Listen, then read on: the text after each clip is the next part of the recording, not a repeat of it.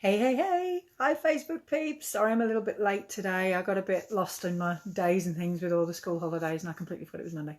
Yay, Monday madness. I'm back.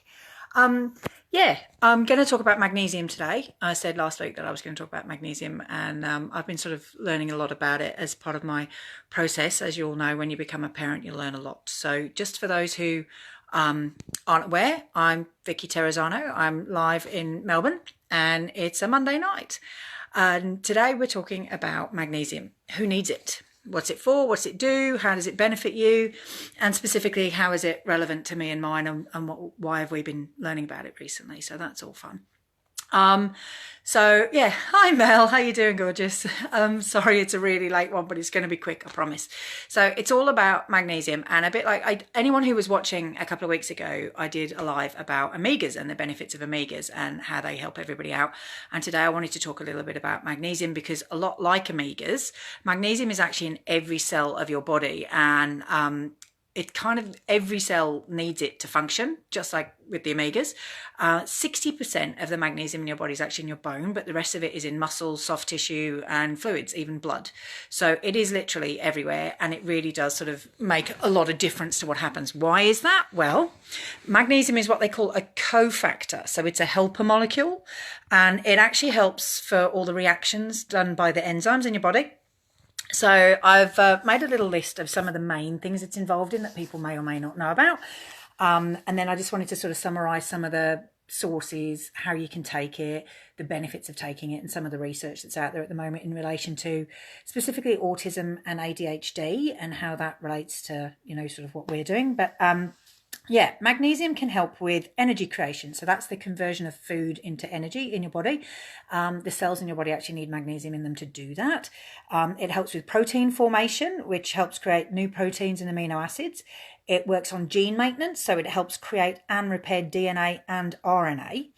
It does muscle movement, so that's contractions and relaxation. In fact, magnesium plays a really, really important role in your heart in helping it relax after the calcium's actually had it contract. So it's really important for your heart health. It's also really important for nervous system regulation. Obviously, this helps with people with MS and all that kind of thing because it regulates neurotransmitters, which send messages throughout the brain and the nervous system. Now, the reason this then comes back to why are people low in magnesium? Because it turns out something like 60% of people in the USA and Europe, I'm not 100% sure on the figures in Australia, to be honest. I'm not sure there are as much research about it, but nearly everyone is low in magnesium. And we think it's to do with changes in diet and the more high processed foods and things like that, because a high sugar diet and a high processed food diet actually causes the body to excrete more magnesium. So any magnesium that we are taking in, we're not necessarily absorbing or keeping in the same way that we used to be because of the high sugar diets. How you doing, Dave? Good to see you on. And yeah, so high sugar diets not helping. Okay. So what are the benefits of magnesium? Why do we even want magnesium in the first place? So there's a lot of evidence to show that it may boost exercise performance because it helps with muscle. It fights depression. It actually has a really good effect on metabolic syndrome and type 2 diabetes by reducing insulin resistance because it actually is part of that process of reducing the insulin resistance. It can lower blood pressure. It has anti-inflammatory benefits. It helps prevent migraines. It even improves PMS symptoms. But for me, like the main thing that was relevant to me was actually some of the research around autism and ADHD. Now, there's not a lot of it. There's not a huge amount of information available and it's not complete. Obviously, more research needs to be done. So if there's any researchers out there online that wants to come up with a new thing to do, maybe do some more research on magnesium and B6, in fact, and how that affects autism and ADHD. Hi, Silvana. How you going? But yeah, some of the research has suggested that children with autism actually have too little magnesium in their systems, and there's some evidence that magnesium supplementation has a calming effect on some children with ADHD, and this is probably to do with the neurotransmitter stuff and the protein absorptions and things like that, because a lot of those things have also been shown to affect autism, but the main thing that's relevant about it is the gut health. I do keep coming back to gut health. Everything, and I do mean nearly everything in life, is about your gut health. But one of the reasons that we have issues, or part of the reason that we may have issues with magnesium now, apart from the change in the diet and the fact that the type of diet we're eating does mean that we excrete more magnesium, is also down to how we absorb magnesium, because a lot of people are having symptoms and issues around leaky gut and things like that, because they have an unbalanced gut, which means they're not absorbing magnesium that well through their gut. Okay, so, and this is why actually when we're talking about how to take magnesium, there's lots of different ways to supplement your diet and your health with magnesium. If you take it as a supplement, though, you may still struggle because of poor absorption due to the poor intestinal health, like your leaky gut and your out of balance gut, which is why correcting the gut is absolutely fundamental for everything that's going on. Hi, Lisa. How's life in the UK? So obviously your absorption rate is going to be really important.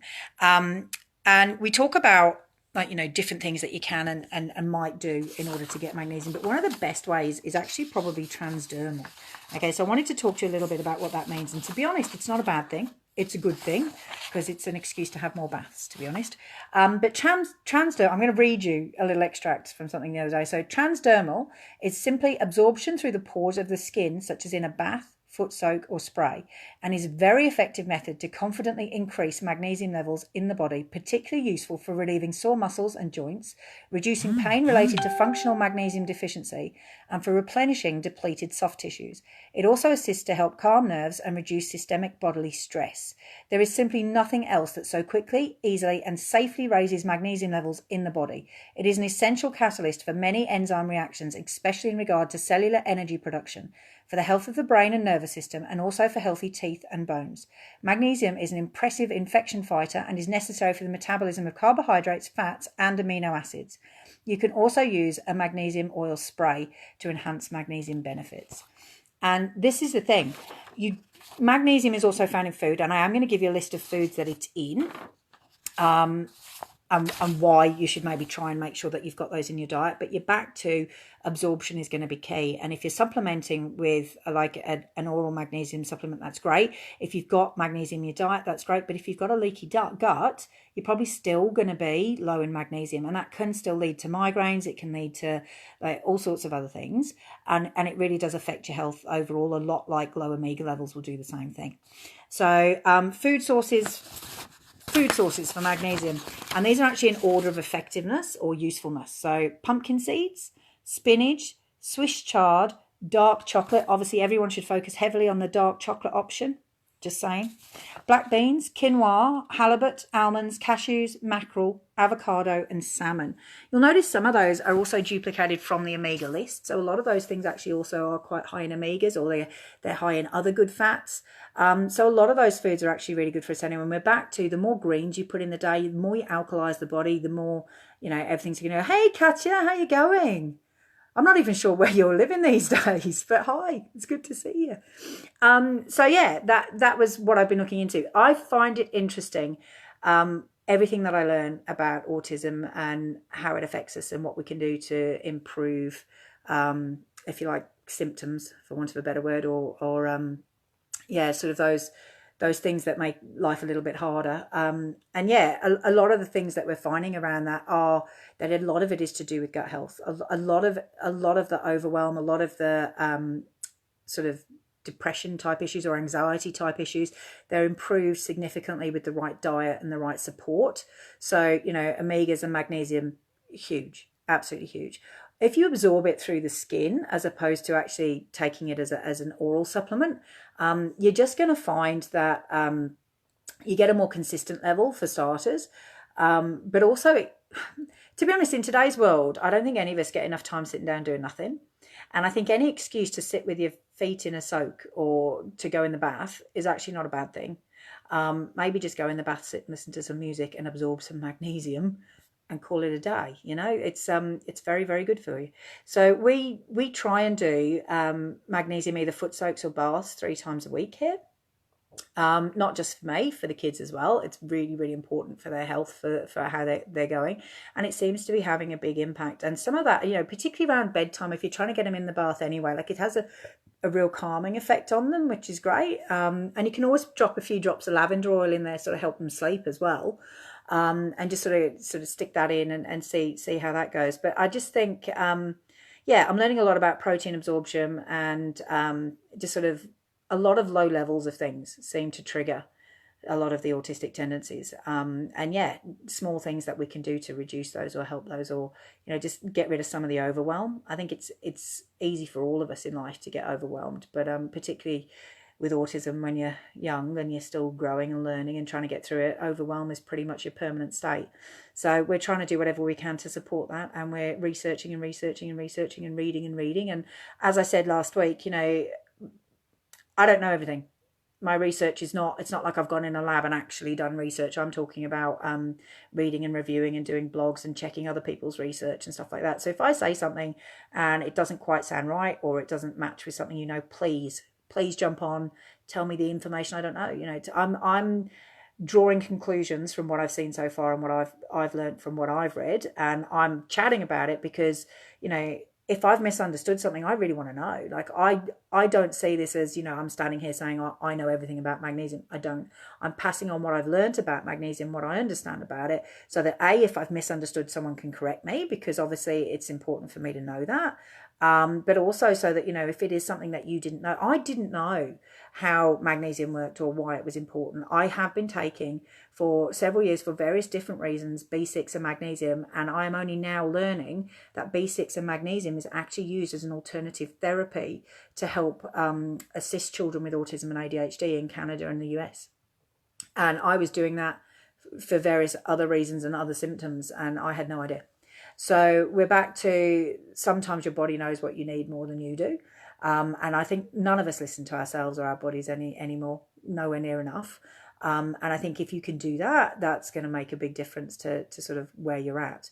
But hopefully you've all got some benefit for this and you've learned something new. And if it's something that, like, if you're talking to someone and they're mentioning a problem and you're thinking, oh, that may relate to magnesium, by all means share the video. I'm more than happy for you to sort of, you know, pass on the information. And obviously if someone sees it and they see something that they want to add to it, that's great too. You know, it's all about starting a conversation and just saying, you know, hey, did anyone know magnesium? Really, really important. Because, you know, it's like with the omegas. I knew omegas were good for you, but I kind of thought when you get old, you need them for your joints. No, they're in every cell in your body. They're fundamental to your processes and how your body functions and how you absorb fat and deal with fat and all that. And same thing goes for magnesium. Like, it's part of how your neurotransmitters work, for goodness sake. Like, it's how messages get from A to B. I put a post on a couple of days ago about how the gut brain actually communicates with your actual brain via neurotransmitters, you know, and these neurotransmitters would be hindered or affected by low magnesium levels. So you're back to everything in your body is connected. Everything, you know, one low level of this leads to, you know, problems over here. And it's been I'm thoroughly enjoying learning everything that I'm learning. And yeah, I hope you guys are enjoying learning it too with me. And I appreciate the company. It's awesome.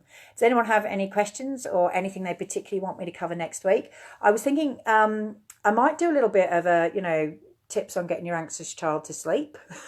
Again, not necessarily an oracle or anyone who knows anything about it, but I do have an anxious child and he has struggled to sleep for several years, and we have tried different things. And I thought, you know, we might maybe just do my 3 top tips, things that worked with him, see if any of them are new to people or might help them. So yeah, if you know anyone who has an anxious child, or even just a child that they struggle to get to sleep in the evening, maybe tune in next week and let me know, you know, what you think of the tips. All right, have a great week, everyone. I hope it's a good one. Love to all.